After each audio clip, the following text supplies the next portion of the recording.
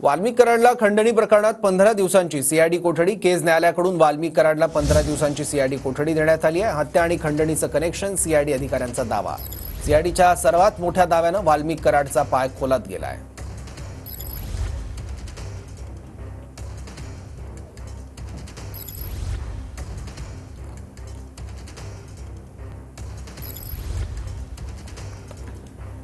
तर जिथं वाल्मिक कराडला आता ठेवण्यात आलाय त्या बीड शहर पोलीस स्टेशन बाहेरून आपले प्रतिनिधी महेंद्र मुधोळकर आता आपल्या सोबत आहेत. महेंद्र, काय आणखी तपशील समोर येत आहेत?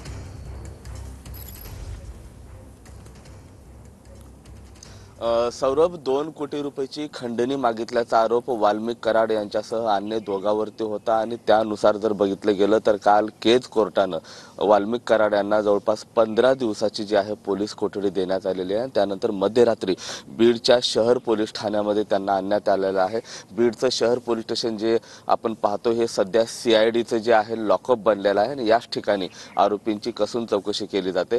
साधारणतः मध्यरात्री 1:15 वाजेच्या दरम्यान वाल्मिक कराड यांना या ठिकाणी मोठा पोलीस बंदोबस्त आणलेला आहे आणि यापूर्वी जे हत्येचे आरोपी होते 4 आरोपी याच बीड शहर पोलीस स्टेशनच्या लॉकअपमध्ये होते. मात्र सुरक्षेच्या कारणास्तव त्यांना गेवराईच्या पोलीस स्टेशन लॉकअपला हलवण्यात आलेलं आहे. आता सकाळी 10 वाजता साधारणतः वाल्मिक कराड यांची जी आहे मेडिकल चाचणी होईल. वैद्यकीय चाचणीसाठी त्यांना बाहेर काढण्यात येईल आणि त्यानंतर सीआयडीचं पथक येईल आणि त्यांची चौकशी करेल. आता चौकशी अंती नेमकं वाल्मिक कराड यांचे संबंध त्या प्रकरणात होते का, त्यांचे फोन जे झालेले आहेत, कॉल जे झालेले आहेत, त्यामध्ये काही तथ्य आढळून येते का, या सर्व ज्या गोष्टी आहेत आता सीआयडीकडनं हळूहळू आता तपासात समोर येणार आहेत. संतोष देशमुख हत्या प्रकरणात यांचा खरोखरच काही परस्पर सहभाग आहे का, याची देखील आता चौकशी करताना आपल्याला थोड्याच वेळात पाहायला मिळणार आहे. सौरभ, धन्यवाद या सगळ्या माहितीबद्दल महेंद्र.